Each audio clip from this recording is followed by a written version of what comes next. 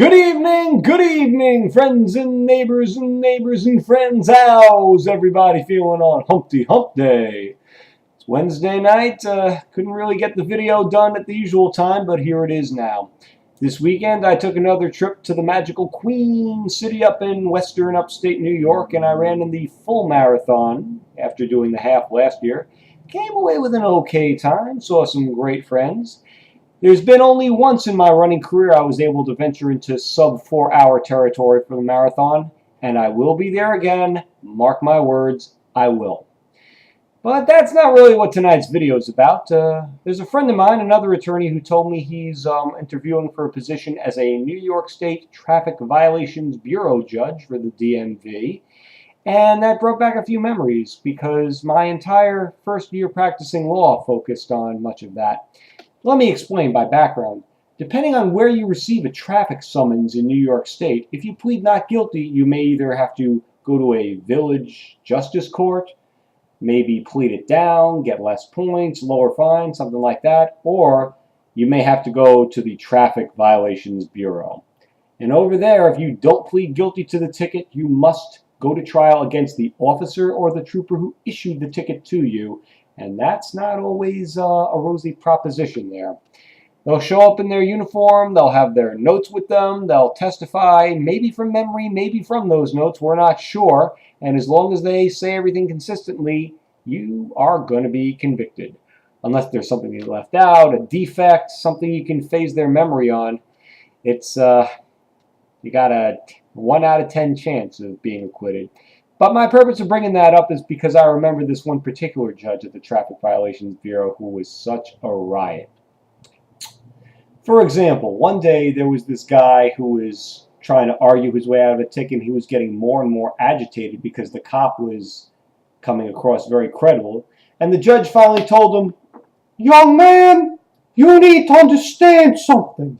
I not only judge you by your testimony, I also judge you by your in-court demeanor. So if you can't slow down and wait a minute for the judge to finish a sentence when he's talking, that tells me that you probably couldn't slow down and wait a minute when you were on the road neither. I suggest you take that into consideration for the remainder of your testimony." That got the guy to be a little quieter, but he still didn't win. And this judge had a way of preaching about things. Like the case that came right after him was this girl who got convicted of her third speed in 18 months and got her license revoked. And her father was there to maybe pay a fine for her, maybe give moral support, maybe tell her how frustrated he was, but the judge didn't let that go. He said, "Young lady, you should be very happy. Your father took off from work today to be here with you because he loves you. Because let me tell you something, I would have eaten a speeding ticket before my father ever found out. Because if he ever did, he would have given me a left hook followed by a right cross. I'm not saying that that's the appropriate way to raise your children, but you must understand, I grew up in a very tough neighborhood." And then the guy after that, he had another story of moralism and respect for the speed limit. He'd say, "Driving is very much like going to Atlantic City. Maybe you could beat him once on a Monday, and maybe once you could beat him on a Tuesday. But statistically speaking, as long as you persist in playing the game, you have to lose. And so you have."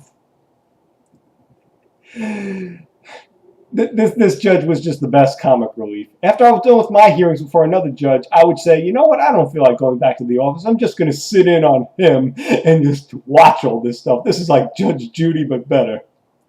And then as the courtroom started thinning out, he'd notice I was there and work me into the act.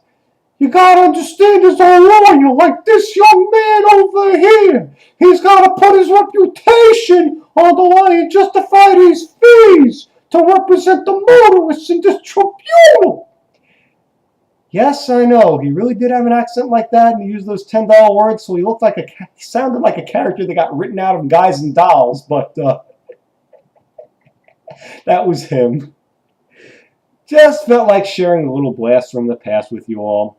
Disclaimer, I'm not using the actual name or gender of this judge. I'm saying he just by default. I'm also not indicating which office he actually or she actually heard cases in. I am not smearing, besmirching, slandering, libeling, or any other type of casting of negative light upon this person, whoever he or she may or may not be. Okay, I think I'm covered. Good night, everybody!